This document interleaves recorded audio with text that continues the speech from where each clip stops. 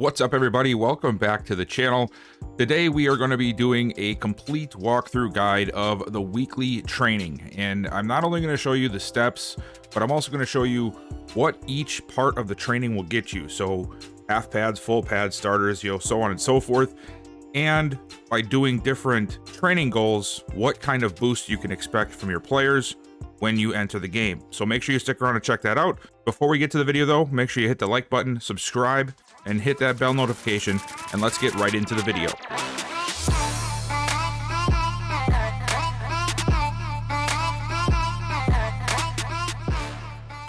This weekly strategy tab is obviously very important for developing your players and giving yourself a little bit of a boost on game day. So what we're going to do is I'm basically just going to go through week to week, and I'm going to show you how it affects your team. What kind of overalls you can expect to see increase for the day, what kind of XP you can expect depending on your XP sliders, and also what you can expect with the fatigue if you are using the progressive fatigue tab. So the first screen obviously you're going to see is your defensive game plan, and this is what your defense is going to expect to stop during this week. And on this screen, if you're not familiar with it, you're going to have right here on the left hand side, defend outside run. That is the training you are selecting. You click on it, you'll have the different game plans that you can choose to run.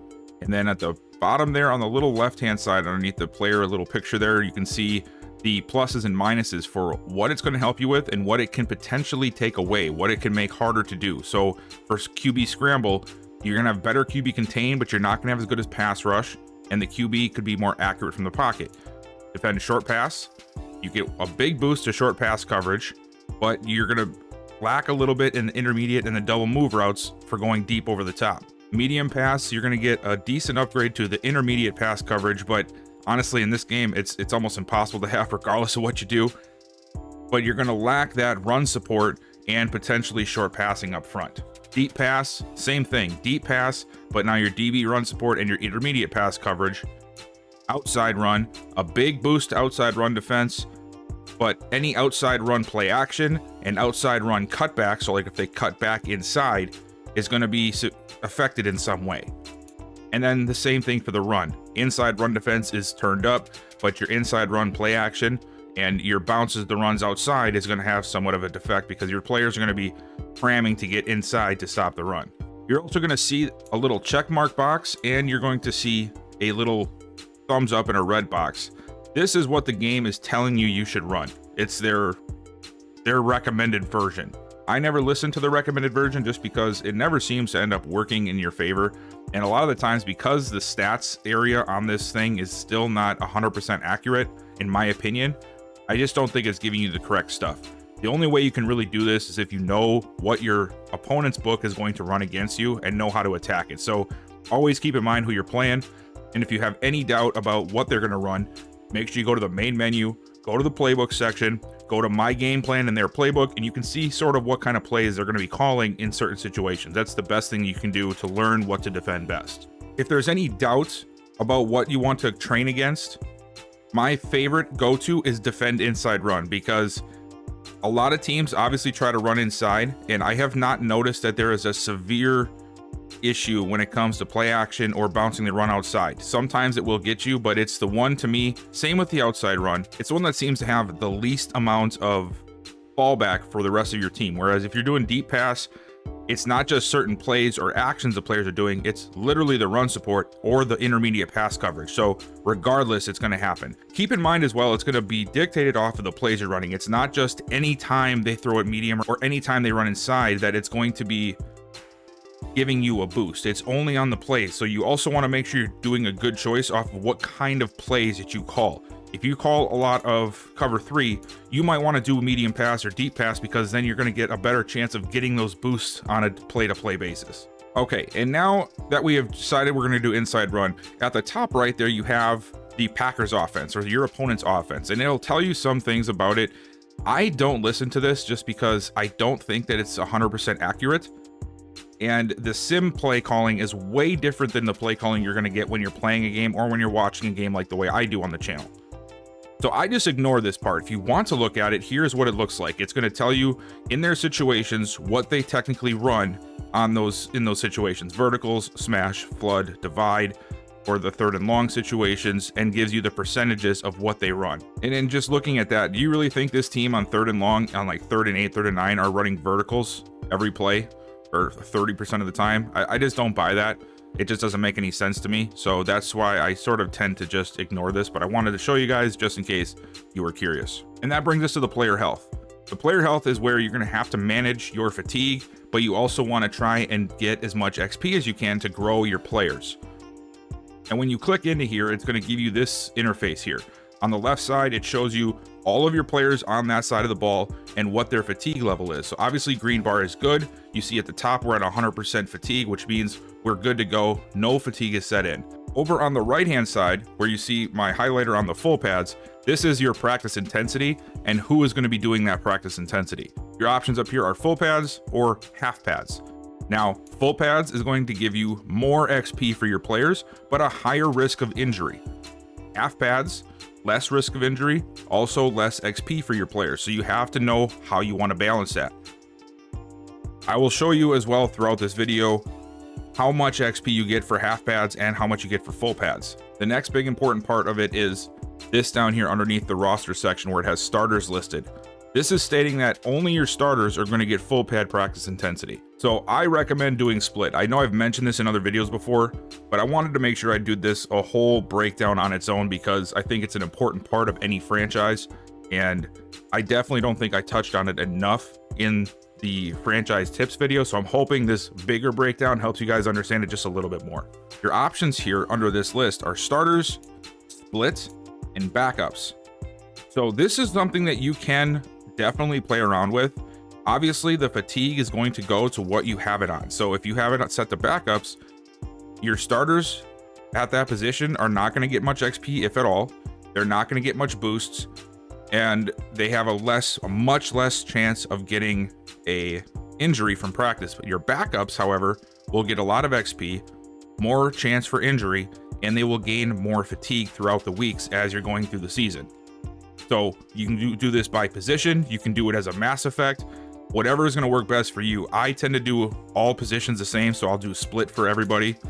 Usually that's how I'll run it, just to make sure I'm evening out everything and all of my players are getting XP, because it can really hurt your team. If you go through seasons upon seasons and you have starters only, you're going to see that your backups just never seem to get better. So now we're going to go over to the offensive side of the ball, and it's the same situation here for the offense, except obviously different stuff. So you have run inside, run outside, throw it deep, medium, and short, and then you have blitz counter. So this is going to be, again, what is going to be your best option. Remember, not only are you trying to attack the defense, you're also trying to give your team a boost in what they are good at.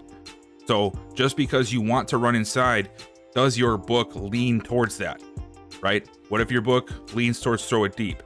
You might want to consider giving yourself a boost here, because now when you are trying to throw it deep and you're running these deep route progressions, you're going to have a boost in those departments. Better catching, better route running, better accuracy, things of that nature. All right, so I'm just going to go ahead and run inside. We're going to start there. We're going to work our way down the list throughout each week.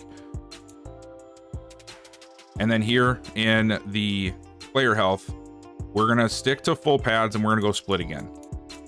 Actually, you know what? We're going to start at starters. I'm going to show you exactly what all of these things do to players and then what you can expect to see from your own team. And then the last screen, which is your team profile, your weekly goals, and who you are going to focus on. Now, you only see that there is 3 unlocked here. As most of you know, there is a spot in the talent tree where you can unlock up to 6 players. It takes a little bit to get there, but we're just going to work with the 3 because I just created this franchise before I started this video. But anyway, the next important part is your game plan goal. When you click into game plan goal, you're going to have 4 different tiers here. You're going to have head coach, offensive coordinator, defensive coordinator, and weekly game plan. Now, this is where you're going to earn your franchise points to upgrade your staff. But I also feel as if sometimes it assists your team with striving to meet some of these goals. I just have a feeling that it does have some type of effect on the team at points. So that's why you want to go with stuff that makes sense for your team, but also make sure you're giving yourself goals to hit. Don't just take it easy on your team, right? This will not have any effect on the XP you earn or the fatigue at all. This is simply just goals to try and meet inside the game once you are playing the game. So you can choose whatever you want here. There's There was much more last year. They sort of dumbed it down this year, which I don't really like. I don't know why they keep doing this stuff. You keep saying you're going to add stuff for us, and then you routinely just take it away. Like under offensive and defensive coordinator, they had a whole bunch of stuff like you see under head coach and weekly game plan. But now it's just how many yards do you want and how many points do you want to allow. So it's a little confusing to me. It made much more sense last year where you could say your weekly game plan was to get it like allow 2 or less passing touchdowns, but then for defense, you still wanted to try and sack the quarterback 5 times because they had that as an option. You could choose both of them. So I don't know, maybe it's something with the coding in the game, but why take it out unless there was a reason for it? So that's why I feel like it does affect some of the gameplay a little bit, because why take it out? You had to physically go in here and take it out. So is there some kind of coding that can affect the CPU play based off of the goals? I don't know. It's just speculation to me. I follow that it does work. I don't know. I don't know if I'll ever know the answer to that, but that's just my feelings on it. So you're gonna want to go through here and you're gonna pick what you want. So let's just say we want to sack the quarterback 5 times. That's our weekly game plan. That's what we want to emphasize this week. Head coach, what do we want to do? We want to make sure we win the turnover battle, right? We don't want to be too pass happy with the football and turn it over. And then we're gonna go for, I think our offense is good to get 300 yards this week. And I think that allowing 20 points or less is a good goal because it is Aaron Rodgers, right? It's the Packers. So we're going to leave it with these selections here. And now these focus players are going to get additional XP. So you want to make sure you're choosing guys who you want to get extra XP with. You don't necessarily need to add your starters to it like Dalvin Cook here, because he's an X factor already. He's going to be as good as he's going to get, you know, but some of these other guys like Andrew Booth or Ed Ingram, you know, your younger guys can really benefit from this if you want to try and dev them up a little bit quicker than what their either dev trade is allowing or their playing time is allowing. So make sure you utilize this as well. I change them up week to week depending on where players are at in the XP range. So we're just going to leave it with these 3 guys, and then we're going to go ahead and do the start weekly training, and then I'll show you what happens with the full pads set to starters. Okay. All right. So we are on the full pads starters, and this is what we got for the weekly training. The XP sliders are completely default. It's just at 100 for everybody. I didn't adjust anything like that. I didn't change anything with that would affect how much XP is grown.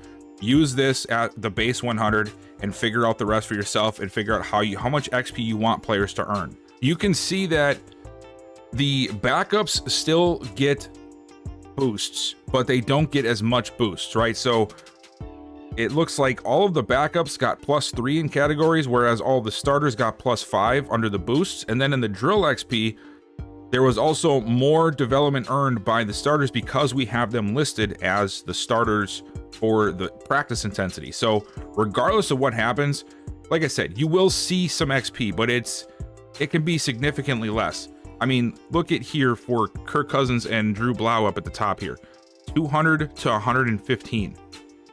That's a big change. You know, that's a big difference over the course of a franchise. That's almost a 2-to-1 ratio on XP. The bonus XP is gonna be dependent on if their scheme fits, and I think their development traits, because looking down the list, you see that some are getting 78, some are getting 35. You get a certain percentage boost to XP in training if you are a scheme fit. So keep an eye on what your scheme fits are and who you bring in, because that can also help them develop at a better rate. And then the focus XP is always going to show 0 except for the guys that you have in that little window. Like you see Jalen Naylor there has 300 focus XP. That's because we put him as one of our focus players for the week. And then just going down the list here on the far right, you see a bunch of nuns, which is good. We didn't get any injuries this week. This is where it's going to show you if you had a practice injury. It shows what upgrades or boosts you get for the week. We did inside run on the offense. So everybody's getting a boost to carrying, ball carrier vision. For the quarterbacks, it's such a waste, right? The running backs have 3 to carry, ball carrier vision, stiff arm, trucking, and break tackle. And then down here, your receivers are going to get run blocking, run block finesse, run block power. And then where are the linemen? Here we go. The linemen are going to get run block finesse, run block power, lead block, and impact block. So essentially everything that helps them run inside is what they're going to get a boost in. And because we have it on the starters with full pads, they're getting the max, which is 5 points. That is the max you can get for an upgrade, is 5 points. On full pads, I should say. On full pads, sorry. On the defensive side, we also did the inside run. So now the starters are getting it to +5, the max they can get, and the backups are going to get +3. They're going to get block shedding, play rec, tackle, and pursuit, which is a big portion of the run game. But it can also help in other areas too on those given plays. And those are the only two options. If they're not getting the practice reps, then they're just going to get 3. If they are on the starters tab, they're going to get the 5. So that's where you can decide how much of a risk do you want to take, or how much XP do you want to give up for your backups in pursuit of getting that +5. It's a pro and con option that you have every week. What do you want to do? Maybe you can change it up based off your game plan. If there's a huge team that you're playing, maybe you should make sure all of your starters have the boost as much as possible, right? But if it's a normal week where you're not too concerned with the opponent, maybe just do split to try and make sure that you're balancing that out, to make sure your backups are getting XP while your starters are also getting the boost that they need. Okay, so we ended up going through that week. We ended up losing the game, whatever, that doesn't matter. But now we're in week 2. Now we can do the full pads split, and I'll show you how that affects the team. Also, I'm just running through and doing this stuff. I'm not going to show you every step because I already showed you the steps in the first clip. I just want to show you guys what exactly happens week to week. But this is the first thing. So you didn't even see that we had fatigue on the last clip, but look at what our fatigue is at now. Now it is at 98%. So something is being affected, and it's a week to week thing. So that was with full pad starters. Your starters are going to take that bigger hit towards fatigue, and it's going to affect the levels that you have going into the week. I'm also going to leave the same focus players here so I can show you how much you can expect to earn with these guys over the course of like a season or half a season. So it's going to depend on their rate of earning. You can see Andrew Booth is well ahead of both Naylor and Ingram because he's got the hidden dev, right? We know he's star dev. So he is going to have a much higher percentage boost. Look at that, 1,300 he's got after week 1 as opposed to 700 for Naylor and 759 for Ingram after week 1. So it can change a lot about what happens. So, all right, so this is where we did outside run, and this is where I did full pads split for everybody. You're going to see that everybody gets +4. In my opinion, this might be the best way to do it. But again, you're going to be running full pads, which means more fatigue based off of their fatigue rating. This also takes into effect their stamina rating. It also is going to be more chance for injury. As you see, we do have one down at the bottom of the screen there, but you're going to get the same XP, the same bonus XP, you know, for all players across the board. And this is where we did the outside run. So last one we did inside run, this one we'll do outside run. And this one is essentially the same exact stuff for the defense. You're getting the block shedding, you're getting play recognition, tackling, and pursuit. We just had an injury for this week of practice, an ACL sprain for Danielle Hunter, our outside edge rusher. That sucks. That's the risk you're going to take. And another thing to keep in mind, you're seeing over on the rep side where it says split and backups. So if they're not in your depth chart, they're not counted as the split. They need to be in your depth chart. If they're not showing in there, like T.Y. McGill, for instance, he's probably the 3rd or 4th option at D tackle. He's going to end up getting a backups role, which means he might not get as much bonus XP. He did still get a good drill XP though, which is nice to see. It seems as if they'll give a little bit of a boost to them and give them a little more XP when they're not even on your depth chart, as opposed to just being backups, right? Because Ryan Connolly, I know, is not in the depth chart. It's Kendricks, Hicks, I think Troy Dye, and then it's Brian Asamoah. So they're all getting the 135.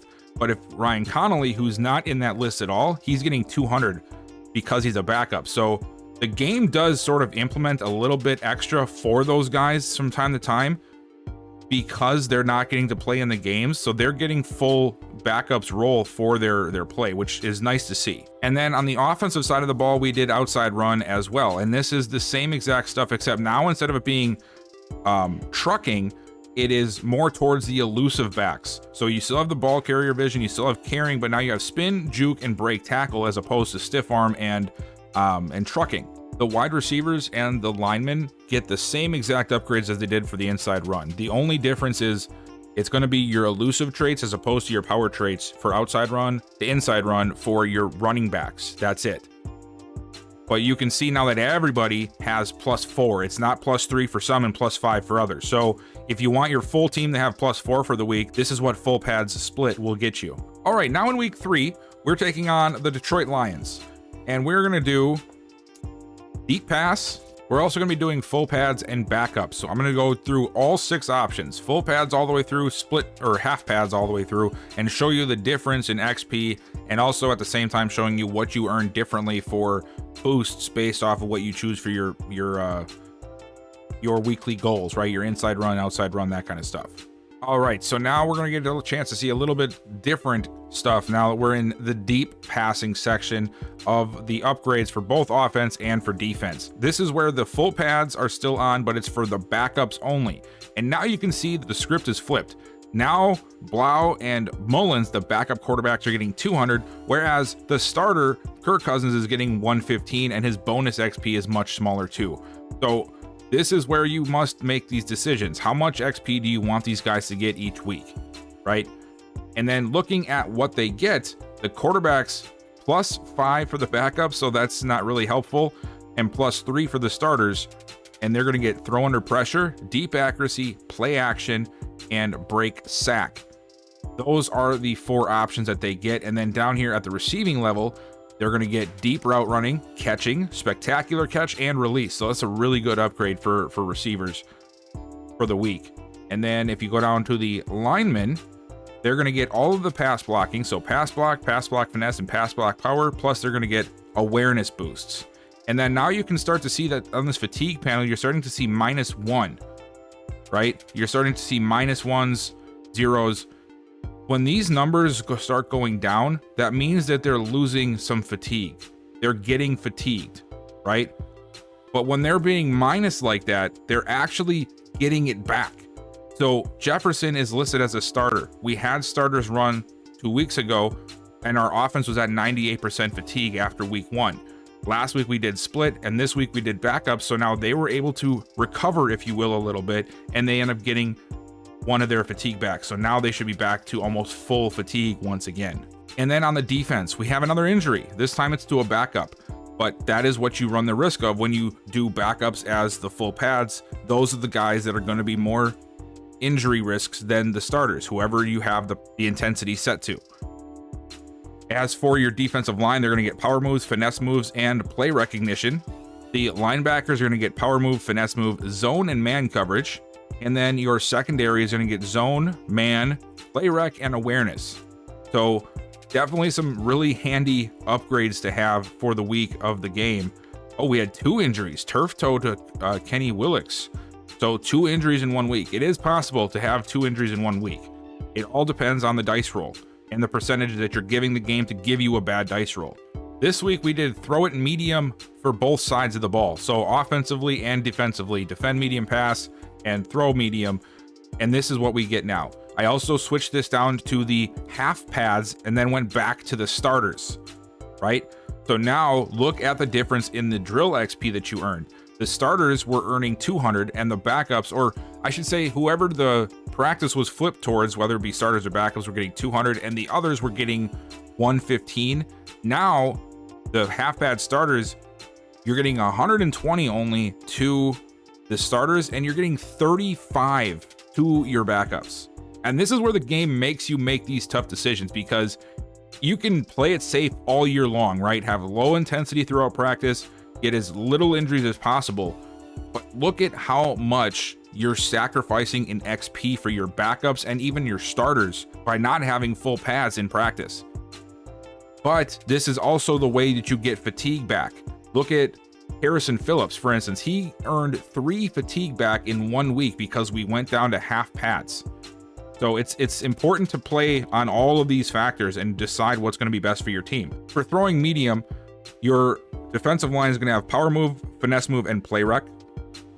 And now the max you can get on half pads for the starters is 3, right? So now it goes from your max of 5 to a max of 3 for the game plan boosts per week. And now whoever it's flipped towards, like this week it's starters, they're going to get that +3, whereas the others are going to get +1. Your linebackers are going to have the same as well as throw it deep, and your corners are also going to have the same. They're going to have the zone, man, play rec, and awareness. So it's all going to be the same for the medium passing as it was the deep passing. And now this week, we are doing half pads split, and we're throwing it short on both sides, or defending short, throwing short. With the half pad split, everybody is only going to get +2, right? So it's half. Exactly what it sounds like. Full pads, half pads. You're getting half of what you should have gotten from the last one. Same with the XP. This is the safest way to go. The least amount of injuries are going to happen. Fatigue is going to be at a minimum, but you are sacrificing so much XP. Look at what even the starters are getting. 55. You're still going to get the boost to your backups, right? Ty McGill being a backup, he's not on the depth chart. He's getting 120, which is awesome to see. I do like that the game does that. And then the bonus XP is going to be higher for the people who are a scheme fit. So if they're a 100% scheme fit, they're actually going to get a good boost like DJ Wanham is. Whereas Daniil Hunter, who I think is not even close to a scheme fit for this particular scheme, is only getting +39. And then as for the boost you get on this, you're going to get +2, like I said before, and for throw it short, it's power move, finesse move, and play rec for the lineman. It's actually the same exact stuff as you were getting.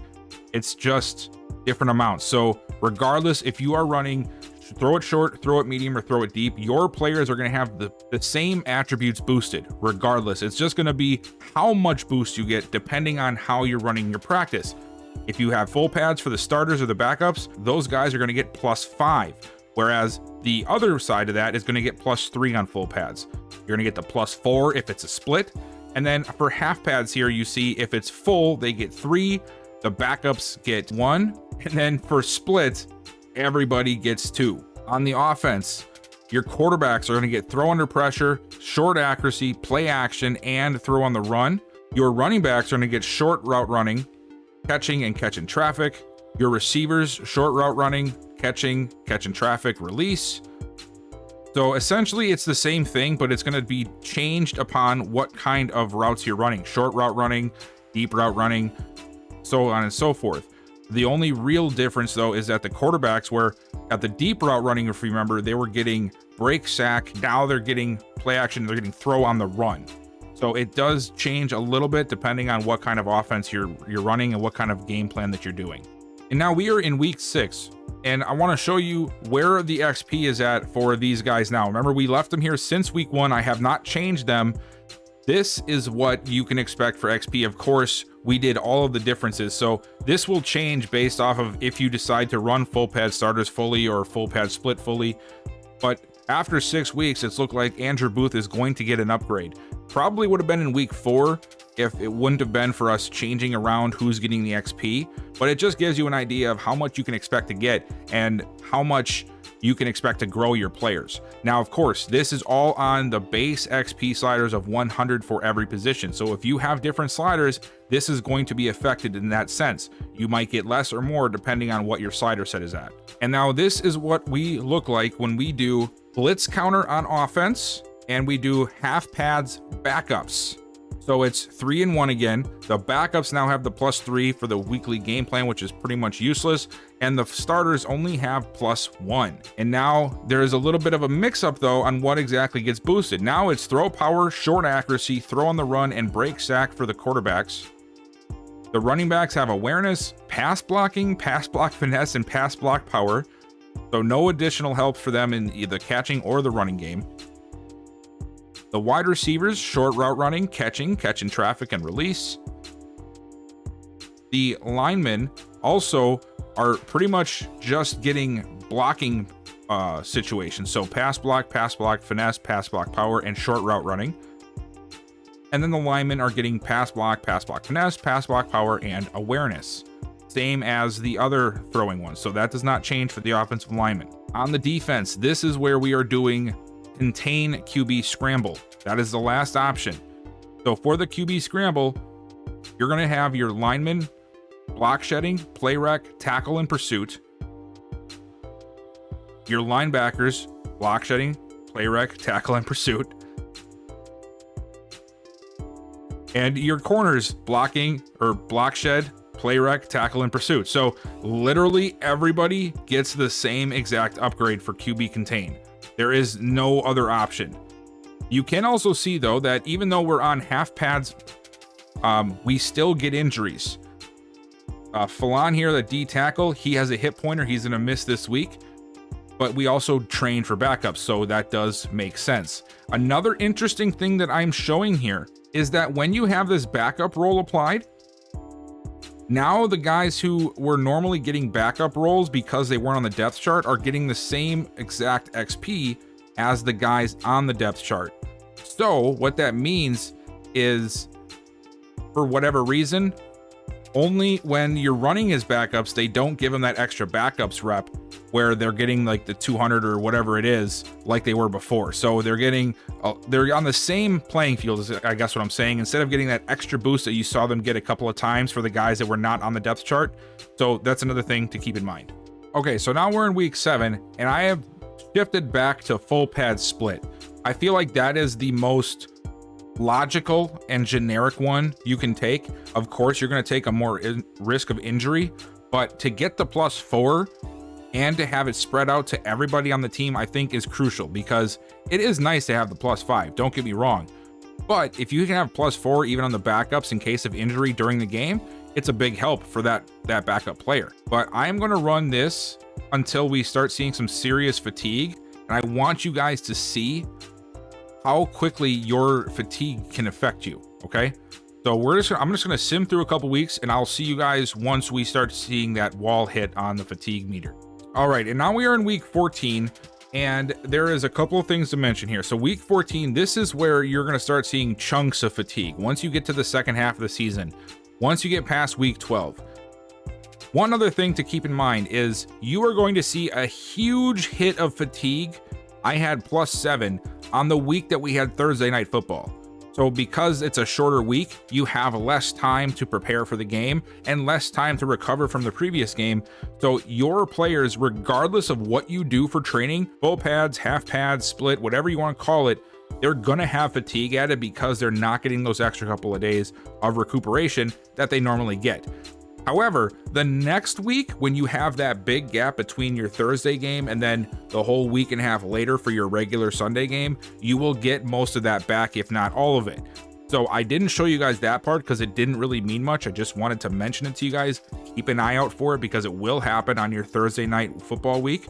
And then also with your Monday night game, you will notice that your players can recover a little bit better that week because they're having more time before they have to play.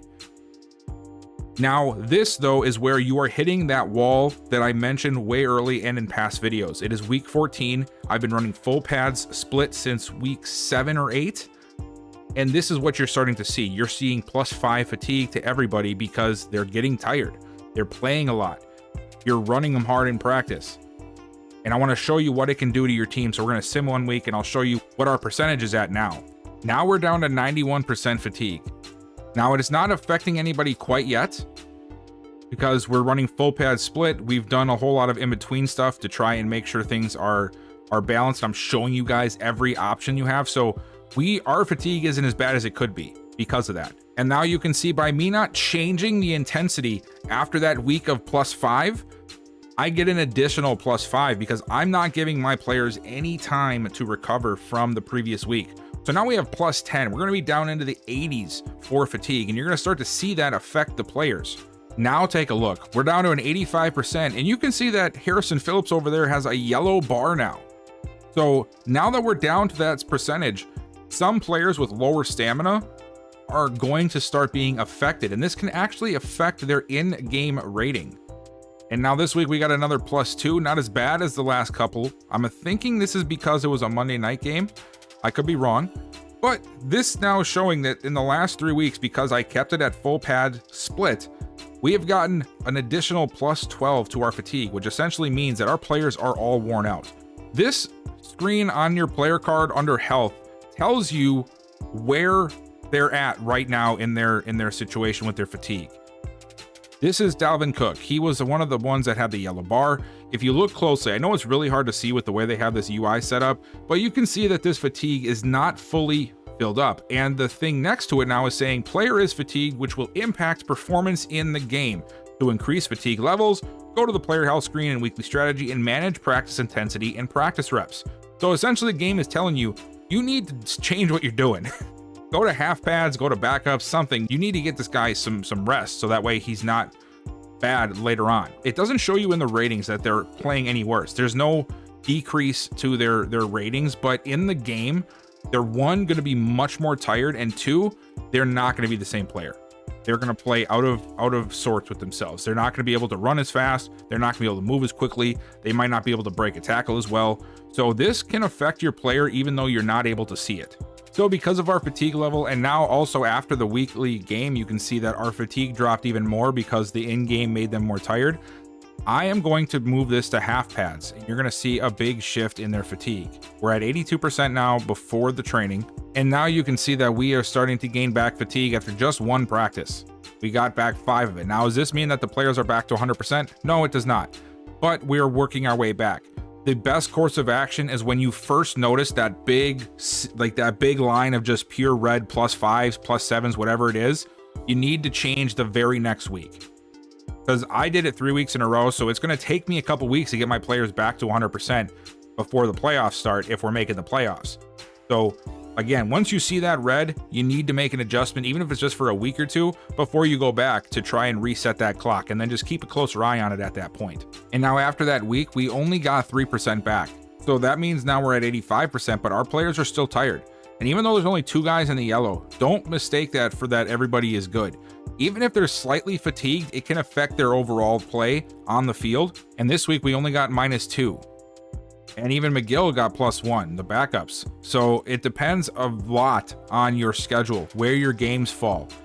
That is a huge component of what exactly happens to you when you're playing these games and how much fatigue you can get back. So line that up properly and you'll be able to get a lot of fatigue back.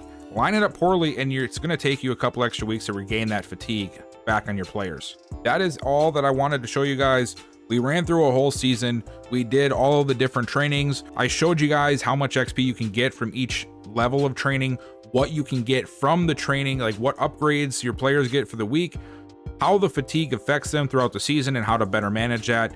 The one thing I will say is I've noticed that the actual CPU is doing a better job of managing it, which is awesome to see, because last year it was almost impossible to play a franchise mode without the CPU just being dog tired by week 15, and you would just win every game. So I'm really happy that I was paying attention throughout the whole thing outside of just what I was recording and saying, and it does seem as if the CPU has made an upgrade. Would have been great if they would have said that, but that's EA's way, is like once they notice there's a problem, they'll just never tell you that they fix it if they fix it. It just makes me nuts, but it's just what it is, right? But anyway, it seems as if that's fixed. This strategy guide, I'm hoping, helps you guys a little bit understanding and making better decisions without having you guys to go through the whole trial and error yourselves. I know it's late in the season. I know a lot of you guys might already know this, but there's plenty of you guys out there who maybe don't. Maybe you just do the skip weekly strategy. You don't think it's worth it. And now maybe you will think it's worth it. I think it's worth it. If this helped you out at all, please consider leaving a like, subscribing, and letting me know down below what it is that helped you. Or if there's anything I missed, let me know that too. But as for this video, that's all I got for you guys. I'll see you guys next time.